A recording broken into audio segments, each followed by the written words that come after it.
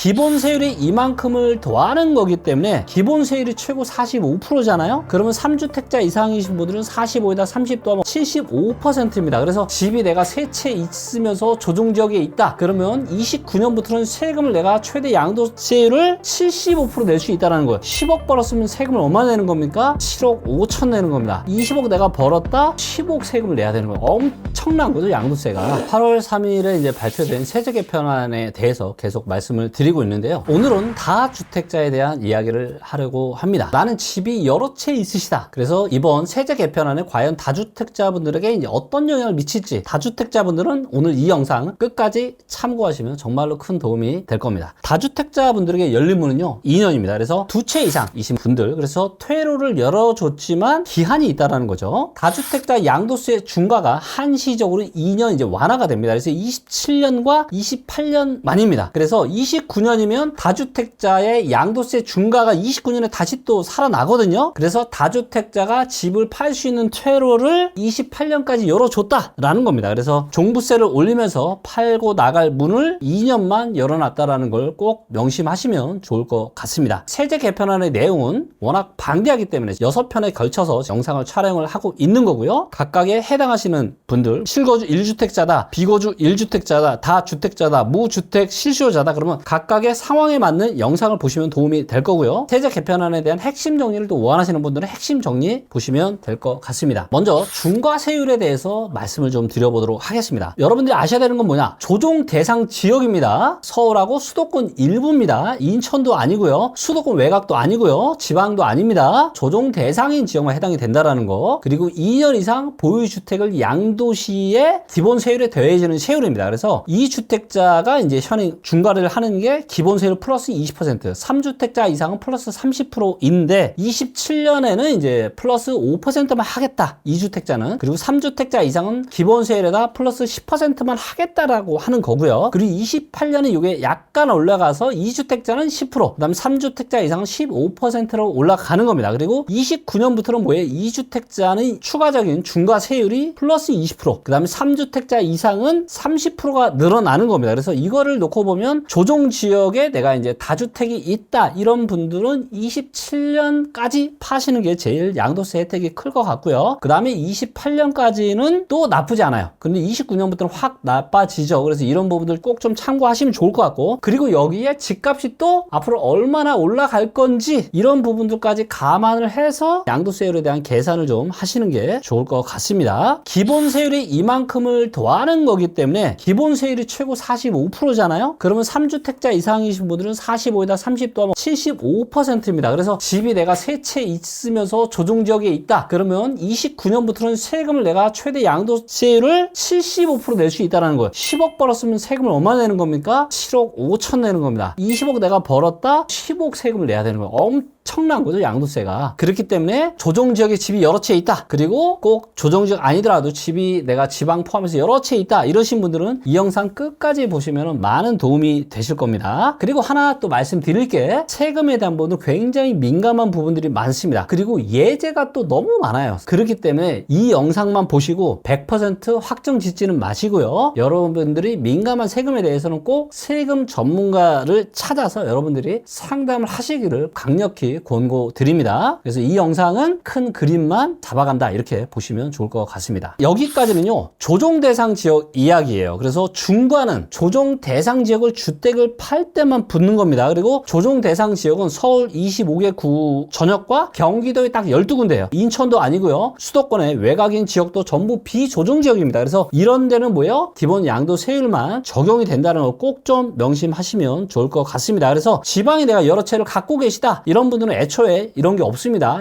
양도세 중과가 없어요. 지방의 다주택자가 먼저 확인할 세 가지에 대해서 말씀을 드려보도록 하겠습니다. 자, 일단 팔 때 중과가 붙지 않습니다. 다만 주택수에는 들어가죠. 수도권과 광역시, 특별자치시 밖에 있고, 기준시 가 3억 이하, 그러면은 가격 기준으로는 대략 한 5억 6억 정도 될 겁니다. 그래서 5억 6억 정도 밑에 아파트들은 중과 주택수에서도 빠집니다. 광역시의 군 지역과 읍면 지역도 주택수에 안 들어가는 거 밖으로 보는 겁니다. 그래서 지방이어도 대략 가격이 한 5, 6억 정도 된다. 그러면 이런 집은 나중에 내가 팔 때 주택수에 들어갈 수 있다라는 겁니다. 지방에 집을 팔 때 중과가 붙는다는 게 아니라 지방에 내가 이런 집이 있다. 그럼 얘가 주택수에 들어가서 서울에 내가 집이 하나 있고 내가 예를 들어서 지방에 집이 5, 6억이 되는 게 있다. 그러면 내가 서울에 집을 팔 때 집이 2개가 되는 겁니다. 그러면 서울에 집을 팔 때 중과를 맞을 수 있겠죠. 그래서 이런 분들 어떻게 하셔야 되는 겁니까? 어떤 집을 먼저 팔아야 돼요? 당연히 지방집을 먼저 팔아야죠. 지방집을 팔아서 주택수를 줄여놓고 그래야 서울을 포함한 조정지역에 내가 팔 때 중과세가 안 붙으니까 아시겠죠? 그렇기 때문에 이 내용을 꼭 보셔야 되는 겁니다. 그리고 세 번째, 종부세는 지역을 가리지 않아요. 합산은 전국 기준입니다. 그래서 지방에 갖고 계셔도 보유세 쪽에 대한 변화는 그대로 받아요. 그래서 지방에 계신 분들은 나는 뭐 종부세 영향 없는 건가? 그렇지 않고요. 종부세는 지역을 가리지 않는다. 그러면 이 3억 아까 제가 말씀드렸죠. 이게 무슨 값인지 한번 말씀을 드려볼게요. 부르는 이름이 다 다릅니다. 이게 취득세냐, 양도세냐, 종부세냐 이거에 따라서 부르는 이름이 약간 다른데 결국에는 뭐예요? 그냥 공시가격이라고 보시면 됩니다. 취득세일 경우에는 지방의 저가 주택 기준이 뭐예요? 수도권은 1억, 지방은 2억. 그래서 내가 취득세를 낼 때 취득세에 대한 이 기준으로 주택수에 안 들어가는 게 수도권은 1억 이하의 주택, 지방은 2억 이하의 주택이죠. 그러면 이거를 현재 시세로 변환할 때는 0.7 정도로 나누면 됩니다. 수도권은 한 뭐 1억 5천에서 1억 7천 정도의 아파트, 지방 같은 경우에는 3억에 3억 5천 정도의 아파트까지는 취득할 때 주택수에 들어가지 않는다라는 겁니다. 이 부분을 참고하시고요. 그 다음에 이제 취득할 때가 또 양도할 때가 있죠. 그래서 양도할 때는 지방에 3억입니다. 공시가율이 한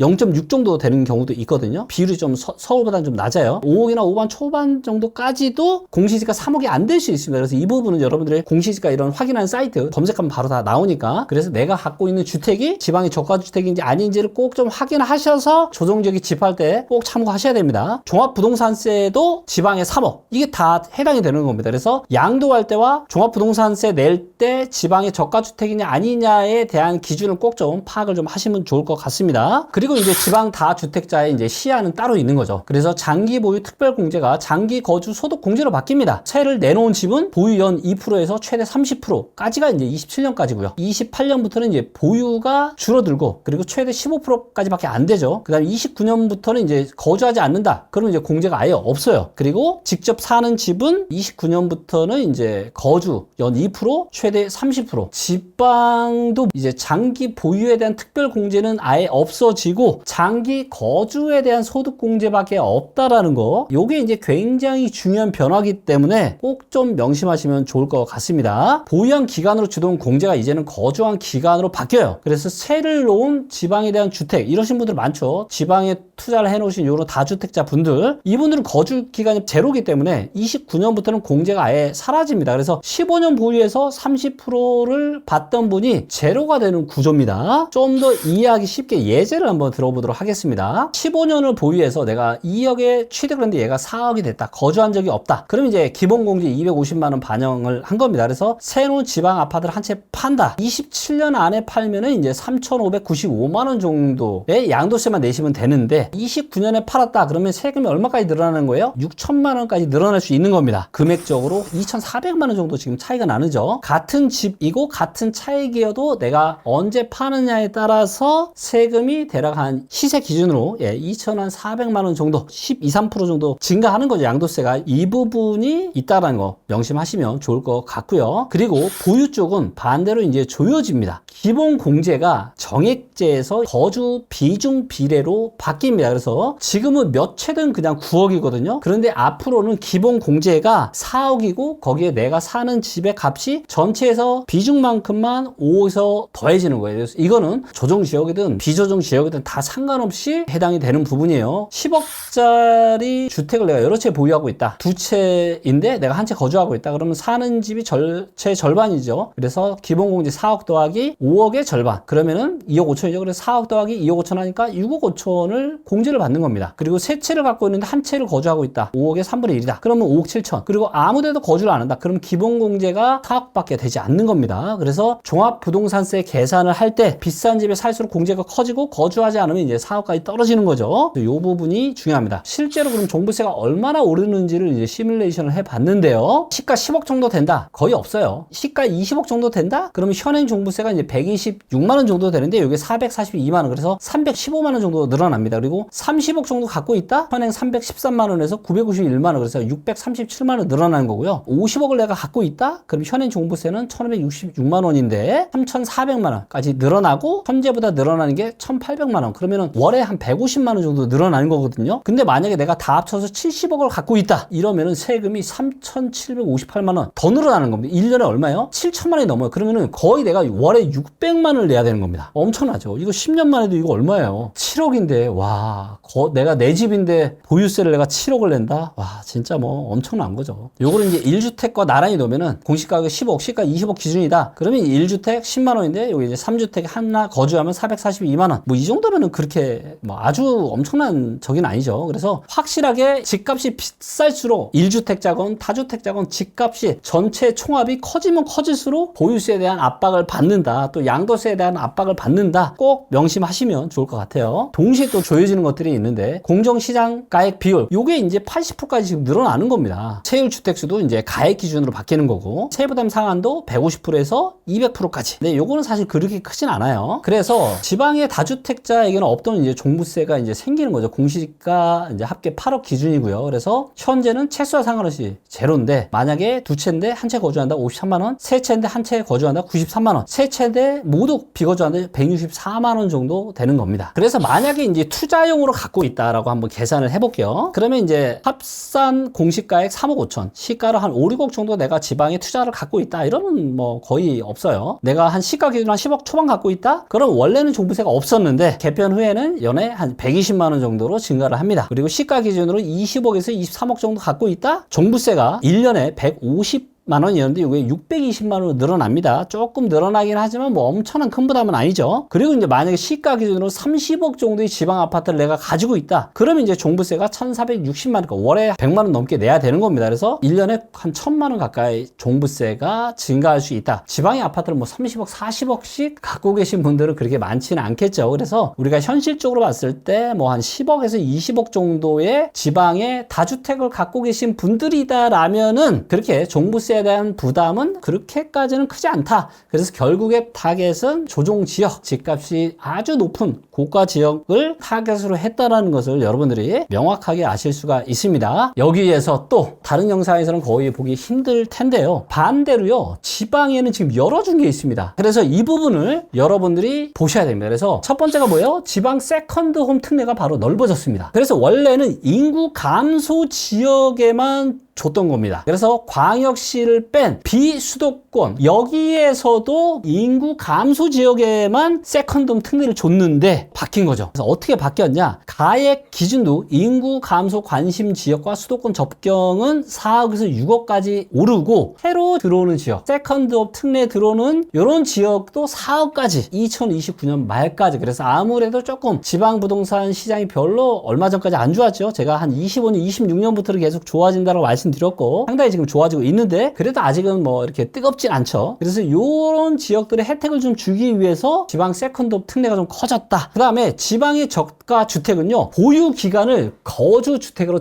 쳐줍니다. 이게 또 굉장히 크죠. 그래서 주택수에서 빠지는 특례 주택은 함께 보유한 기간을 거주한 것으로 인정을 합니다. 양도세만 이게 적용이 되는 겁니다. 그리고 28년 이후 양도분부터 적용이 되는 거고요. 종부세 세율이 채수가 아니라 값 기준이 되는 거죠. 그래서 지방에 뭐 28년부터 내가 한 채든 세 채든 그냥 같은 표를 쓰는 거죠. 그래서 합산 금액이 만약에 내가 낮은 지방 주택 구간에 있다, 이러신 분들은 전혀 이제 이런 세제 개편에 영향이 없습니다. 그래서 반대로 지방 쪽에는 또 좋아진 부분도 있기 때문에 이런 부분들까지 꼼꼼하게 따져가면서 여러분들이 세금 계산을 좀 하시면 좋을 것 같아요. 등록임대 사업자라면 별도로 또 확인하셔야 되는 내용들이 있는데, 왜냐면 원래 영구 적용되는 혜택이 지금 기한이 생겼거든요. 그래서 29년 말까지 양도를 해야 된다. 조정지역 매입 임대 아파트 중과 배제와 장특공제 우대 50%가 현행대로 적용이 됩니다. 언제까지? 27년 말까지 양도를 하면은, 그래서 이것도 27년까지 기간을 준 거고요. 그리고 28년 중까지 양도를 한다. 그럼 중과의 절반만 붙는 거죠. 2주택은 10%, 3주택은 15%, 또 장특공제 우대가 30%로 축소가 됩니다. 28년 중까지 양도를 할 경우에. 그리고 29년 이후에는 중과도 장특공제 우대도 전부 다 배제가 되는 거예요. 정부가 권장해서 내가 임대사업자로 등록을 했는데 이 혜택이 29년 이후에는 다 사라진다. 그렇기 때문에 27년까지가 이제 가장 큰 혜택이 있는 거고요. 28년 중에도 혜택이 있으니까 이런 부분들 감안하셔서 임대사업자 분들도 꼭 체크를 하셔야 됩니다. 그래서 다주택자의 계산은 이제 27년에 정리를 할 거냐, 내가 버틸 거냐, 이런 부분들을 생각을 좀 해 보셔야 될 것 같고요. 매도 여력이 있다라면 이제 사실 27년까지 정리를 좀 어느 정도 하시는 게 제일 좋을 것 같고요. 근데 또 가격이 또 올라갈 수도 있는 거니까 이런 여러 가지 부분을 좀 계산을 해 보셔야 될 것 같고요. 계속 근데 보유를 하겠다. 그럼 이제 3중 압박이 있는 거죠. 왜? 공제 축소되죠. 그 다음에 공정시장가액 비율이 80%까지 올라가죠. 세율이 또 일원화가 됩니다. 동시에 이게 다 적용이 되기 때문에 2029년에는 또 중과도 원복이 되고, 이런 부분들을 감안을 하시면서 계산을 하셔야 된다. 그리고 정확한 계산은 세금 전문가나 꼭 이런 여러 가지 특례나 뭐 이런 게 너무 많기 때문에 제가 또 놓친 부분이 있을 수 있습니다. 그래서 정확한 디테일한 거는 세금 전문가랑 상담을 좀 하시고 세금에 대한 계획을 꼭 세우시기를 추천을 드립니다. 그런데 이제 또 문제는 또 다주택자 분들이 팔기에는 대출이 규제가 너무 강하잖아요. 특히 서울의 고가 지역은 뭐 대출이 거의 안 되죠. 그래서 사실은 매물을 내놔도 팔기가 쉽지 않은 거죠. 그래서 이런 부분들은 사실 별개라는 거 꼭 참고를 하시면 좋을 것 같고요. 오늘 내용 다시 한번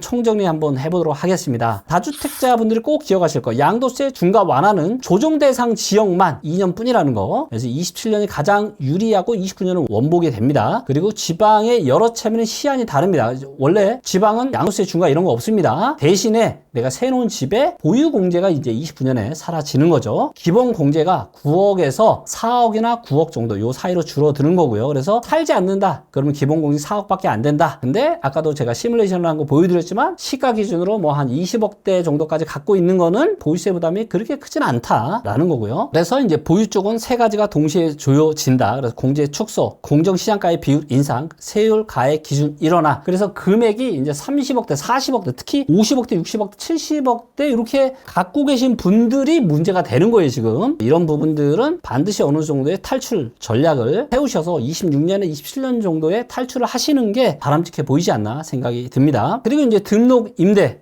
는 꼭 기한을 확인을 하셔야 됩니다. 그래서 임대 사업자분들도 꼭 27년 말이 지나면은 중과 배제와 장특 우대가 단계적으로 사라지기 때문에 이 부분들 꼭 고려하셔서 절세 전략을 세우시면 좋을 것 같습니다. 그래서 오늘은 다주택자 분들 내용 다뤄보았고요. 다음 편에서는 이제 마지막으로 무주택자 분들은 또 어떻게 할지 이 부분에 대해서 말씀을 또 드려보도록 하겠습니다. 다음 영상에서 뵙도록 하겠습니다. 감사합니다.